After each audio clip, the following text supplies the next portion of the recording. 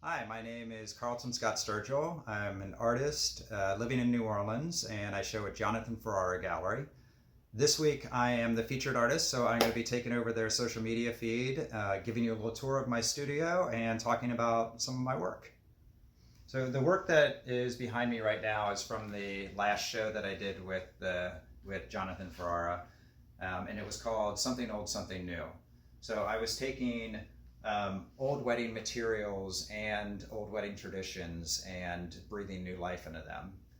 So this flower installation is a clematis, and when you get closer you can see that the petals are all made from tuxedo shirts, and the centers are the linings and buttons from tuxedo jackets.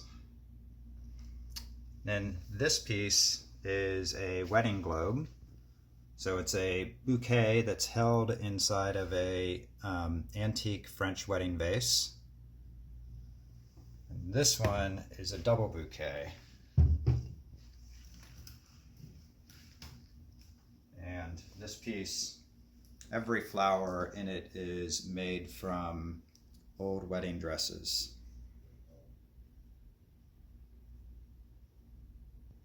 So the studio is not that large, so I have to be super organized. So this is where I keep my tools.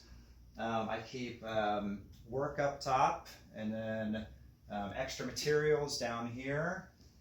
I have another little workstation here, and I like to keep the space flexible so I can rearrange it according to the piece I'm currently working on.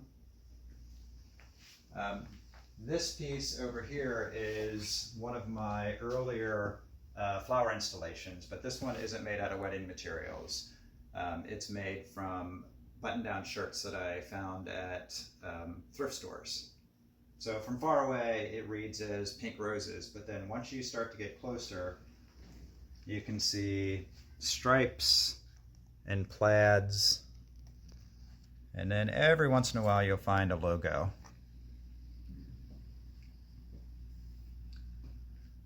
The idea of using everyday materials goes through most of my work, and including the work that's behind me. This is a part of the newest series of work that I'm working on. And I'm not going to go too much into the materials on this. I'll talk about that in the next video and give you a little demonstration of how I make this in the following video. But I can guarantee you that absolutely everybody watching this has held this material in your hand at one point or another. So that's my studio. Thank you so much for watching, and I look forward to showing you my home studio tomorrow. Yesterday I showed you my studio space, and today I'm going to show you the small workspace that I set up in my house. Fair warning, the workspace is actually in my costume room. So you're going to see things like an entire wall filled with wigs. If you don't know much about New Orleans costume culture, we will pretty much dress up for anything. And my wife and I are involved in several Mardi Gras crews. She's a Marie Antoinette, and I'm in the crew of the Rolling Elvi, where we dress as Elvis and ride scooters in parades. You should check it out. I put some links on the in the notes. You will be thoroughly entertained if you've never seen it before. So you're going to see a lot of elements of different costumes that I share the space with. That's from the annual Crew de Vue parade, which we're also involved in. And I did manage to get a little bit of artwork up here. The yellow roses are from a larger installation called Branded Rose Yellow. And that was originally on display in Bushwick, Brooklyn, and most recently at the Drifter Hotel here in New Orleans, which is where the photograph behind it is from. That's from a local photographer named Carrie Clayton. So this is the small corner that I was able to carve out for myself. Luckily, right now I don't need a lot of space. I'm working on small two-dimensional works. They're from the same series as the piece that you saw at the end of yesterday's video. Those works from a distance look like paintings, but They're actually made from paint chip sample cards. They're the kind that you'd get at just about any hardware store. I collect them and I carve them up with scalpels and piece them together into images. So this is the palette that I have at my disposal. It's a little over 1,000 colors, which sounds like a lot, but sometimes you're limited when you're looking for just the right color. You have to make these aesthetic compromises. With this kind of work, a lot of people will ask me how I fit the pieces together so tightly. And if you tune in tomorrow, I'm going to actually do a demonstration for that. So you'll get to see how I build a paint chip mosaic. Until then, thank you so much for watching. Today, I'm going to talk to you about using paint sample cards as a medium and give you a little demonstration of how I turn something like this into something like this.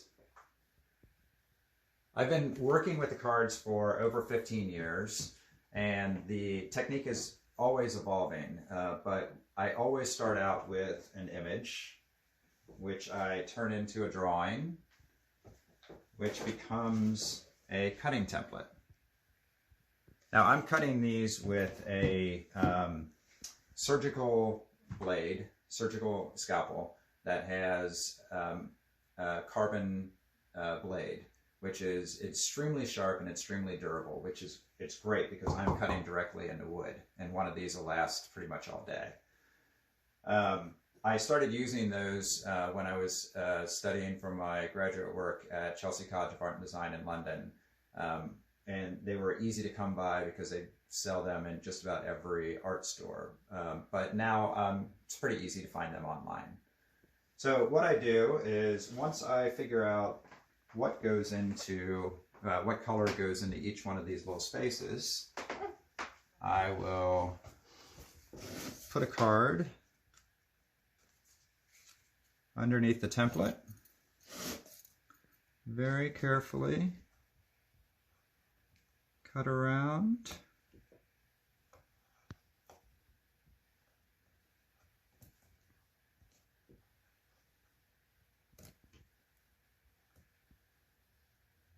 and discard the template piece.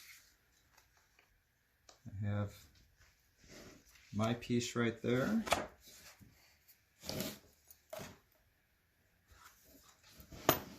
Add a little bit of glue.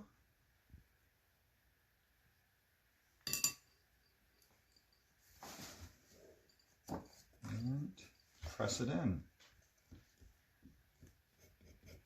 And there you go. Now if you repeat that a couple of thousand times for a piece like this, or tens of thousands of times for a larger piece. One example of that is a piece called Spring Blossoms, which I will put a photograph of that piece directly after this video. Do that and you've got a finished piece of work. Working in this style just feels so natural to me. It feels like it's in my artistic DNA. Where I grew up in Cincinnati, Ohio, and got my BA, I felt like I was surrounded by hard edge painters.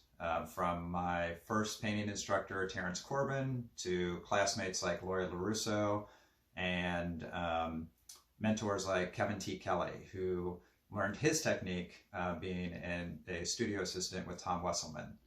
I'll put links in the notes for all of those artists. And really the first artist that I was able to recognize by sight when I was about 5 or 6 years old was the illustrator Charlie Harper.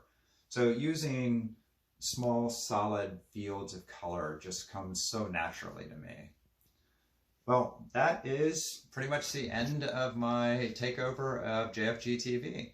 I want to thank everybody at Jonathan Ferrara for giving me the opportunity. I want to thank my beautiful wife for being a great camera operator. And I want to thank all of you for watching. If you have any questions whatsoever on technique, on materials, or anything else, just leave a comment, or you can DM me at Sturgill Art.